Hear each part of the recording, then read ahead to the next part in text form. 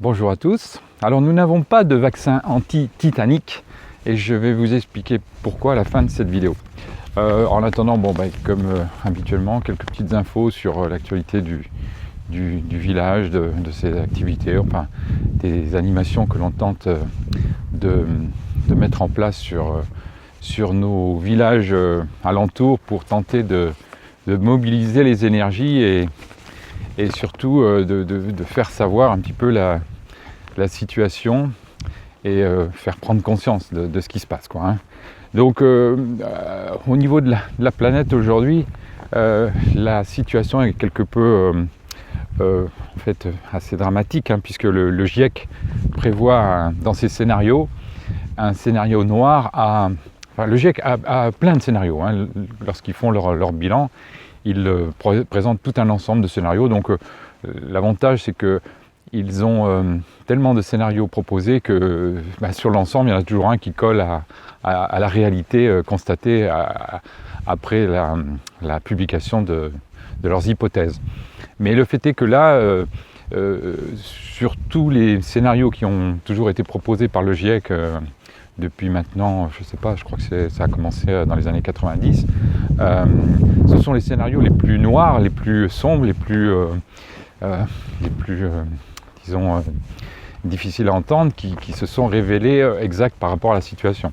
Et là, le scénario que le GIEC propose, enfin envisage, c'est que avec la croissance et surtout la continuité de ce que nous sommes, de ce que nous faisons, le réchauffement climatique, l'augmentation de la température globale pourrait s'élever jusqu'à 7 degrés. Autrement dit, si on arrivait à 7 degrés en 2100, autrement dit, si on arrivait là, à 7 degrés, la Terre serait, pour dire la vérité, invivable, hein. Ce sont l'ensemble des experts avec des effets, disons, rétroactifs, en tout cas d'emballement qui n'arrangeraient pas les choses, quoi, suivant les stades. J'en veux pour preuve, je ne sais pas si j'ai eu l'occasion de le dire dans une vidéo précédente, mais 1 degré de plus pour la planète, qui en moyenne dans l'ensemble de la température sur l'ensemble des latitudes, que ce soit pôle nord, pôle sud, équateur, etc., la moyenne c'est 15 degrés. Donc quand elle prend 1 degré, or c'est déjà le cas aujourd'hui, elle a pris 1,2 degré précisément, rapport du GIEC là aussi, eh bien le fait est que c'est comme si nous, humains, qui avons 37 degrés de température, on prenait 2 degrés, hein, puisque on a le double à peu près de la température de la planète. Bon, à 39 degrés, on n'est pas très bien. Si on prend, si la planète prend 2 degrés de plus, c'est comme si nous, on en prenait 4. Et à 4, on n'est pas loin de la mort, quoi, en fait, puisque je crois que la température maximum que nous puissions avoir, c'est 42,3, je crois. Je ne sais plus très bien, mais enfin, c'est à peu près ça, quoi. Donc, les choses, si elles se confirmaient comme ça, seraient vraiment très, très problématique pour la survie de l'humanité, pas de la Terre, hein, parce que la Terre elle va continuer, hein, mais en tout cas de l'humanité, ça c'est fort probable. Alors après, d'autres nouvelles se sont greffées sur l'ensemble de tout ça. Alors je ne sais pas si vous avez entendu parler des SDHI. C'est une catégorie de molécules qui inhibent la respiration des êtres vivants et qui sont employées comme fongicides. Donc aujourd'hui elle est au cœur d'une controverse et sur la santé publique et l'environnement. Et ce sont des molécules qui ont été mises en place, mises sur le marché, mises en application, et qui sont extrêmement, là aussi, dangereuses pour tout le monde. Et on a du mal, enfin les scientifiques qui se sont penchés sur le problème ont du mal à comprendre pourquoi les autorités n'interviennent pas immédiatement pour interdire ces molécules qui se sont avérées effectivement extrêmement négatif pour la santé. Alors, petite info en passant, c'est que il y a aujourd'hui une déplétion du pétrole, du gaz de schiste, hein. Le gaz de schiste a permis de prolonger le fameux pic d'Huber, hein, qui préconisait une dégradation de la production dans les années 2000 quoi, en fait. D'ailleurs c'est en 2008 que le pic a été atteint.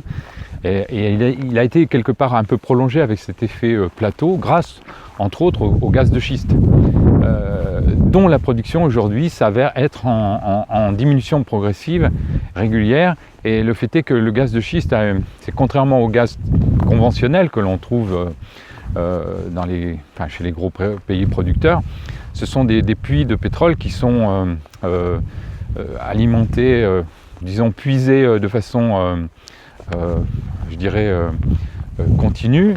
C'est-à-dire qu'on peut exploiter un puits de pétrole pendant des années, comme le champ de Gawar en Arabie Saoudite. C'est un champ pétrolier qui est exploité depuis déjà plusieurs dizaines d'années et qui le sera peut-être encore pendant longtemps. Enfin, on ne sait pas combien, mais enfin, en tout cas, voilà.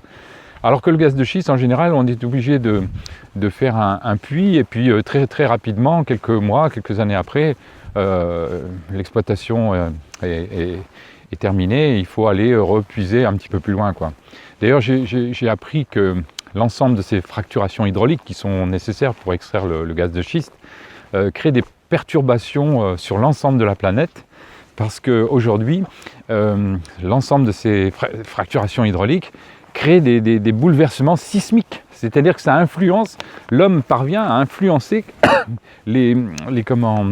la géologie en quelque sorte de l'ensemble de la planète. J'ai appris aussi d'ailleurs dans le même moule d'informations et d'idées que aujourd'hui, l'homme, avec la puissance qu'il a développée avec les énergies fossiles, hein, bien sûr principalement, hein, gaz, pétrole, charbon, etc., il est capable, et non pas il est capable, il réalise actuellement des transformations de son environnement, c'est-à-dire des transports de matériaux, de matières, etc., qui sont tellement importants que la nature transporte aujourd'hui moins de matière, hein, à travers les rivières, etc. Elle transporte moins de matière que ne le fait l'homme. Enfin bon, c'est ce que j'ai vu, alors ça reste bien sûr à confirmer, mais ce serait une étude scientifique qui l'annonce comme ça. Alors, autre petite information en passant, enfin disons, qui correspond à l'actualité, c'est, vous le savez, les grévistes de la RATP qui annoncent, enfin pas les grévistes, mais les membres du personnel de la RATP qui annoncent une grève prochaine. Bon, c'est évident que cette grève risque de perturber beaucoup de monde, et surtout pour quelque part défendre un acquis qui correspond à une inégalité. C'est-à-dire qu'aujourd'hui, les conducteurs de bus, enfin ça a été dit et répété bien entendu, mais ça correspond à une réalité, les conducteurs de bus de Nice ou Bordeaux ont une retraite et une rémunération bien moindre que celle de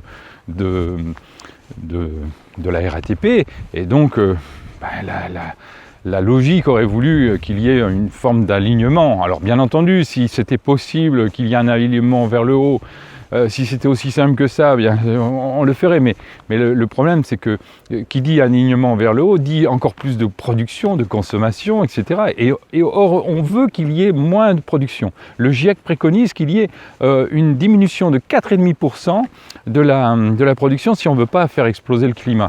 Donc ça veut dire qu'à un moment, il faut qu'on ait la conscience qu'il va falloir serrer la ceinture, quoi. Et donc s'il est plus nantis de nos salariés, enfin, n'acceptent pas une diminution de leurs avantages, on ne s'en sortira pas. De toute façon, c'est clair que ça va être très très difficile. Il faudrait, alors suggestion, non, c'est à ce niveau-là, personnellement, je n'ai plus du tout aucune conviction sur l'influence que l'on peut avoir au niveau des politiques, qu'elles soient internationales et même nationales. C'est que toutes les idées, suggestions qui pourraient être considérées comme étant disons intelligentes, ou en tout cas qui iraient dans le sens de l'intérêt public, bon, elles sont parfois très très difficiles à mettre en œuvre. Et j'en veux pour preuve que, par exemple, il suffirait peut-être, pour moi, enfin, que le gouvernement dise, bon, on va faire une remise à niveau de l'ensemble des régimes en mettant tout le monde au même niveau, avec bien entendu une différenciation suivant la pénibilité, etc. Mais en tout cas, qu'on fasse table rase. Et pour ça, il y a quand même aujourd'hui une majorité de Français qui sont pour cette situation, enfin, une telle révolution, entre guillemets. Mais face à des pouvoirs, on va dire, pas communautaires, mais en tout cas d'intérêt sectaire, on va dire, le gouvernement plie à chaque fois. Donc j'ai le sentiment que la solution consisterait peut-être tout simplement à proposer un référendum, voilà, pour ou contre suppression des régimes spéciaux.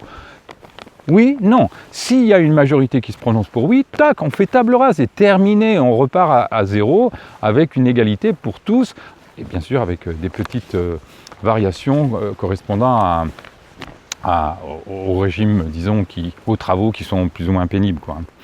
Donc voilà. Alors, après, là aussi, il y a eu une série de manifestations d'agriculteurs. Vous savez, par rapport à cette zone tampon que l'on voudrait mettre en place pour que les maisons qui sont proches des champs exploités ne puissent pas recevoir les pesticides, fongicides, enfin tous les traitements qui sont réalisés.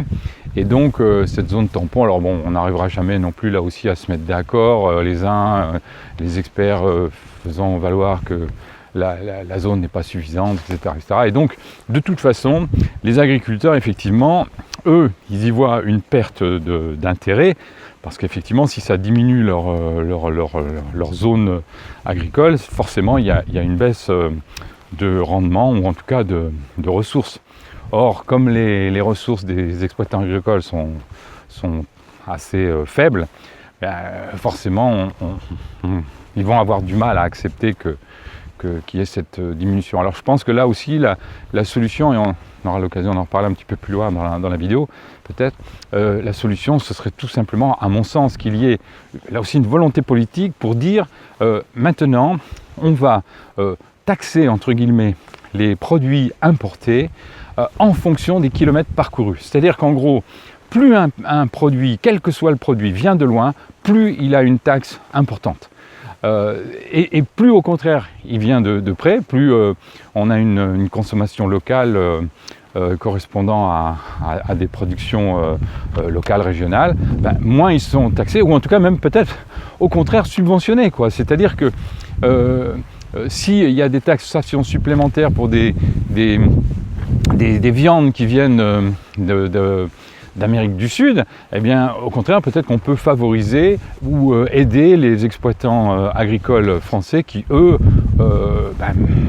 ont besoin d'avoir peut-être ces aides. Alors là, dans ces conditions, à partir du moment où les exploitants ont un revenu qui serait plus intéressant, ou en tout cas une production qui serait plus concurrentielle, forcément, ils pourraient accepter le fait que leur terre soit diminuée pour mettre en place cette zone tampon là, des 5-10 mètres, etc. Dans ces conditions, ils l'accepteraient, mais là, aujourd'hui, on aura du mal. Donc il y aura des manifestations d'agriculteurs qui vont perdurer, ça semble assez évident. Alors, voilà pour un petit peu les nouvelles, le sentiment général, ça va par rapport à cette situation que l'on connaît. Après, au niveau local, bon, les choses sont autres, la problématique est tout autre. On a envisagé de mettre en place des bâtons, mais pour l'instant, bon, on en débat au sein de notre association pour essayer de trouver la bonne formule, l'approche qui permettrait peut-être d'essayer de réunir des personnes pour échanger, discuter. Alors, bon, je ne vais pas rentrer dans le détail, mais en gros, d'ailleurs, tous les formats pourraient être imaginés. D'ailleurs, quand je me suis, entre guillemets, opposé, non pas opposé, mais j'ai soulevé un problème, puisqu'il y avait quelqu'un dans notre association qui voulait faire de la diffusion de films comme par exemple Après-demain, etc.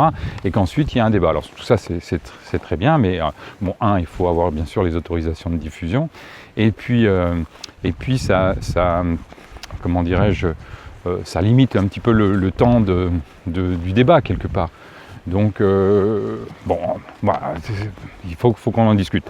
Ça avance en tout cas.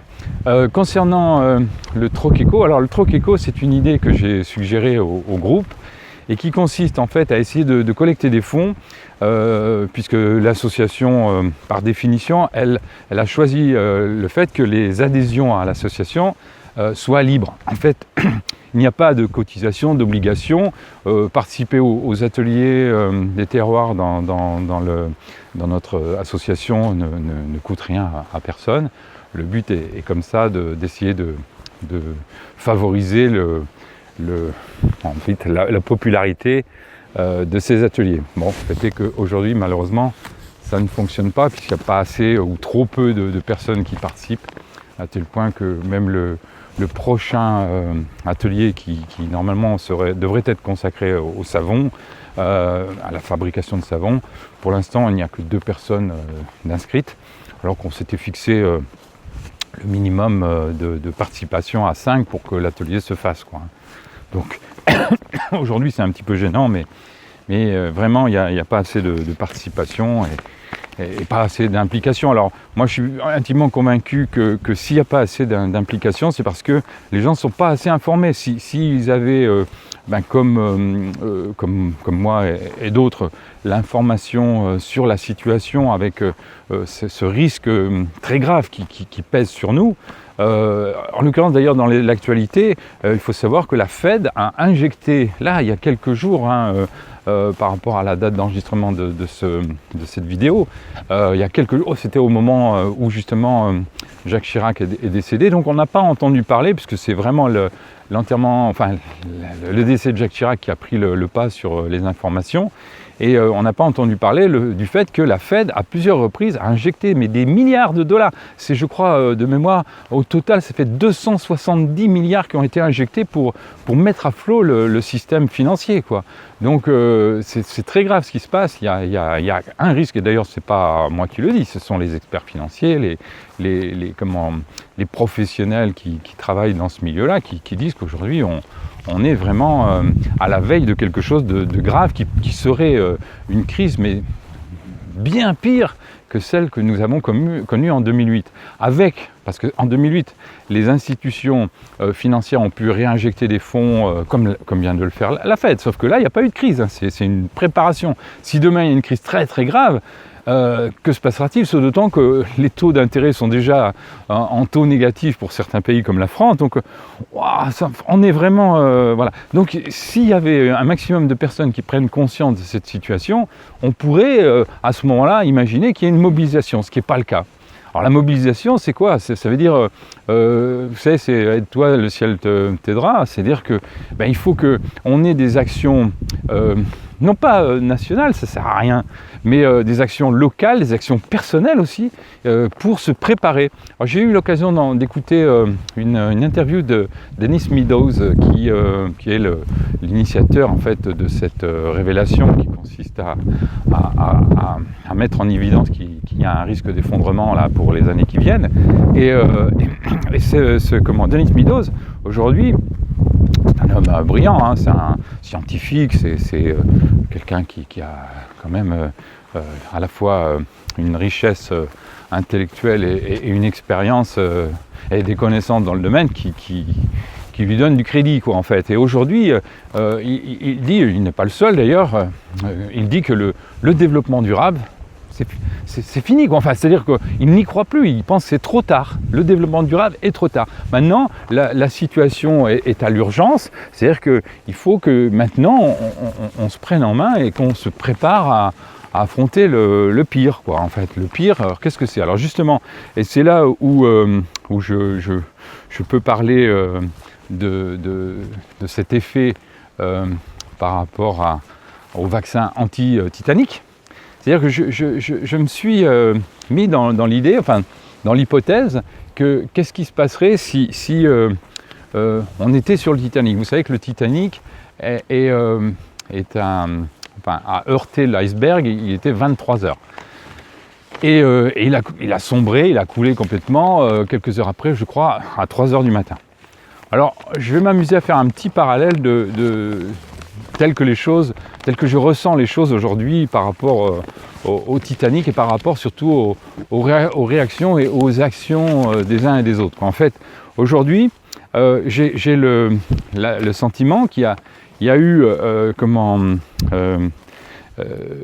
une prise de conscience du capitaine du Titanic et des membres d'équipage, en tout cas des principaux membres d'équipage, que bien le bateau était en très mauvaise passe et qu'il y avait un risque de naufrage.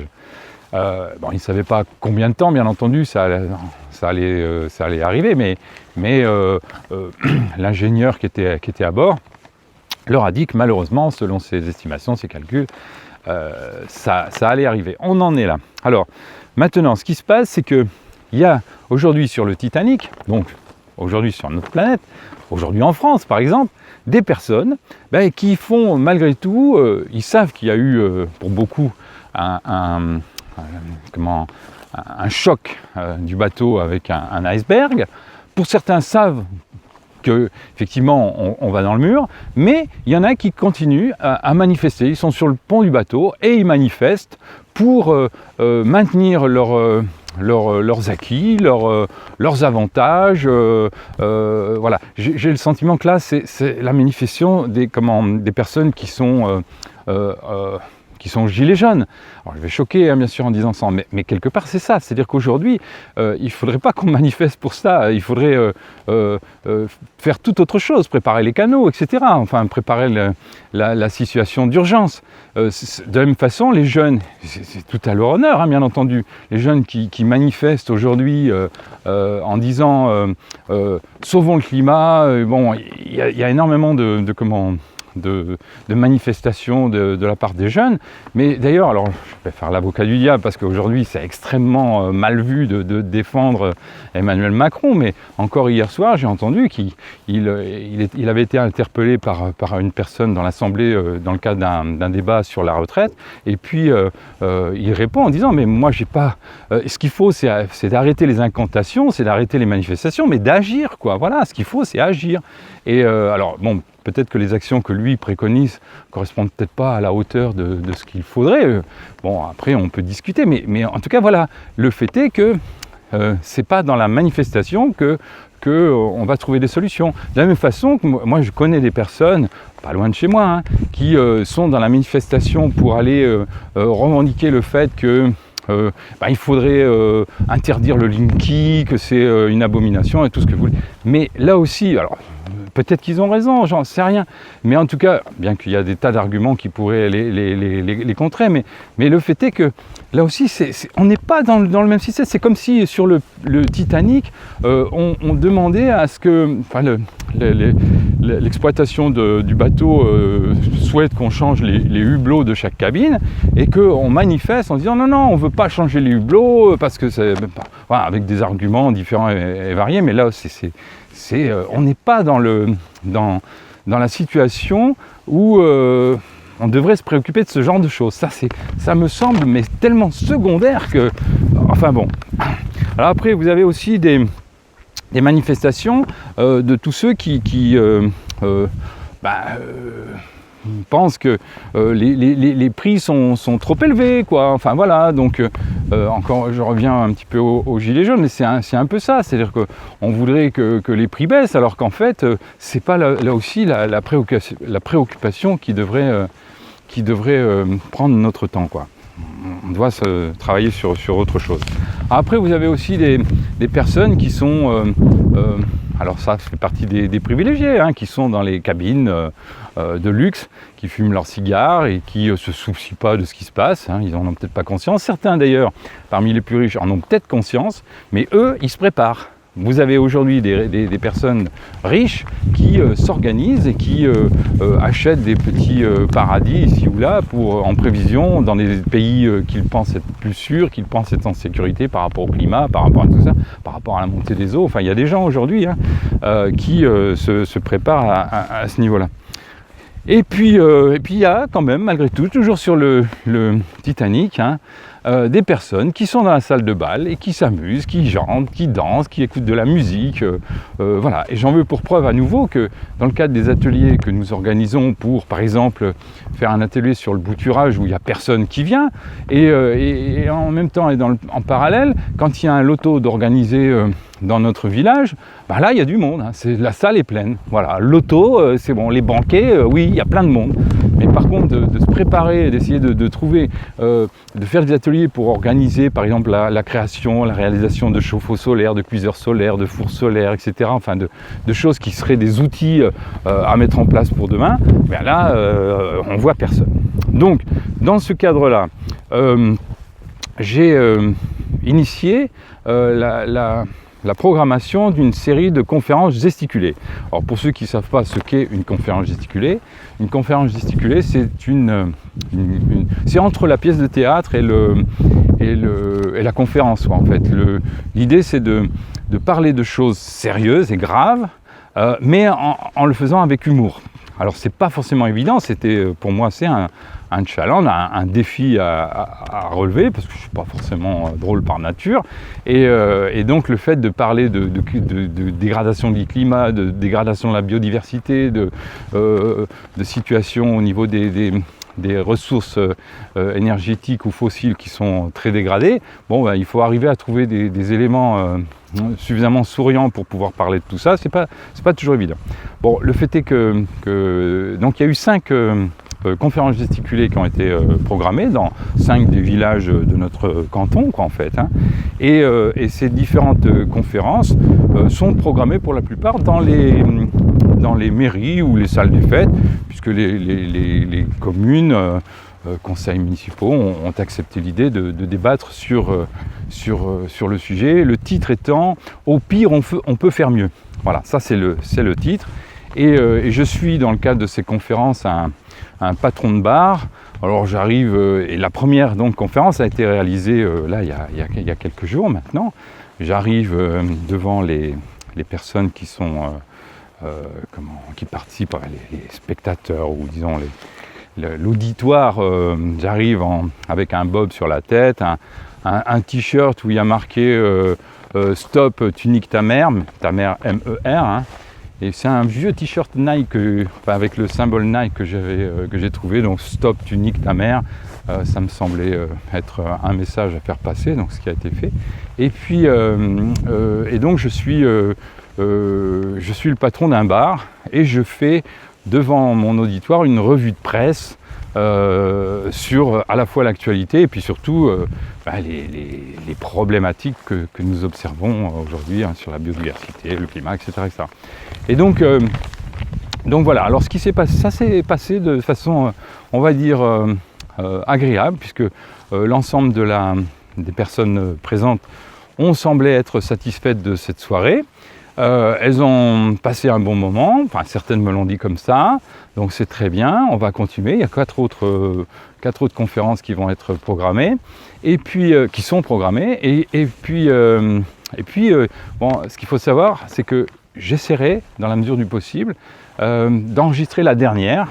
Bon, j'espère pouvoir progresser, m'améliorer petit à petit dans la présentation de cette conférence, en améliorant à la fois les notes d'humour et puis surtout les informations pertinentes à présenter, et que la dernière puisse être enregistrée pour ensuite la mettre à disposition du public, des gens qui souhaiteraient la voir. Bon, en même temps, s'il y a autant de vues de cette conférence gesticulée qu'il y en a sur les petites vidéos que je réalise, l'impact ne sera pas forcément très très intéressant. Mais bon, en tout cas, qui ne tente rien n'a rien, comme on dit, quoi. Hein. Donc on essaiera malgré tout.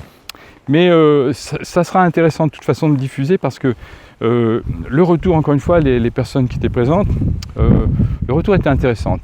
Il se trouve que l'organisation est telle que dans un premier temps, dans cette conférence, je fais un état des lieux. Dans un deuxième temps, je fais une présentation des scénarios possibles.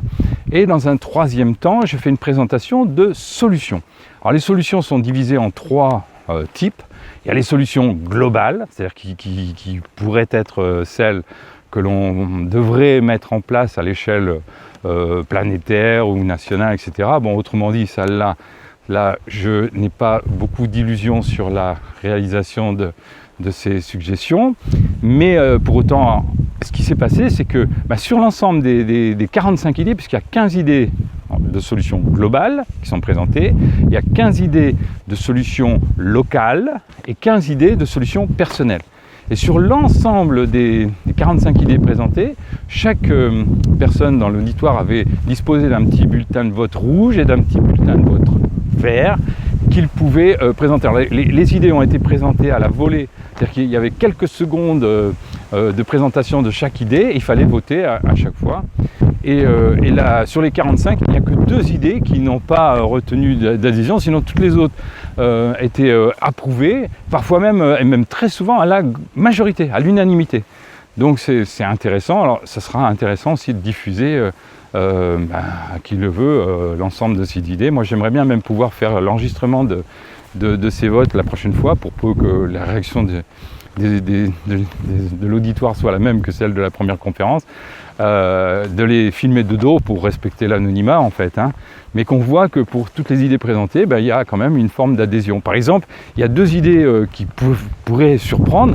Alors, même si je suis bien conscient que les personnes qui étaient présentes, ce sont des personnes qui sont sensibilisées sur ces sujets, on est bien d'accord. Il y a aujourd'hui une espèce de famille, on va dire, de personnes qui ont cette sensibilité écologique, qui ont cette prise de conscience sur la situation et qui sont prêts à faire des efforts. Et en l'occurrence, là, il était dans les idées qui étaient proposées, il y avait celle qui consistait à s'orienter de façon volontaire vers la décroissance. Et là, une majorité de gens ont dit oui, nous sommes prêts à ça. De la même façon qu'il y avait aussi une idée qui consistait, qui reposait sur le fait de faire la chasse aux gaspilleurs, par exemple en supprimant, pourquoi pas, les courses de Formule 1 ou en tout cas les éléments, les manifestations qui seraient énergivores. Là aussi, une majorité s'est montrée favorable à ça. Il y a une autre idée qui consistait à proposer, par exemple, de supprimer les publicités qui soient dans l'excès, hein. Les publicités qui proposent de faire des voyages à l'étranger, etc., etc. Enfin, il y a des publicités qui vont à l'encontre de la sobriété que nous devrions avoir. Et bien là aussi, il y a eu un vote favorable.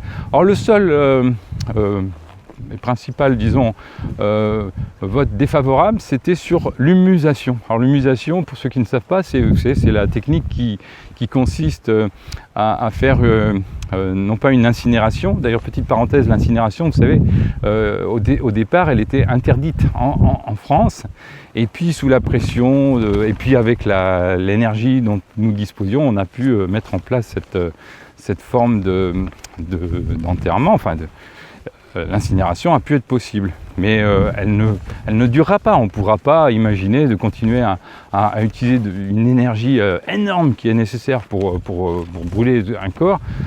On ne pourra pas, donc il faudra revenir à des techniques plus traditionnelles, plus anciennes, et aussi, pourquoi pas, l'humusation. L'humusation, c'est consiste à faire transformer notre corps grâce à un tas d'humus. Bon, alors là, il y a une majorité qui ont bloqué sur l'idée.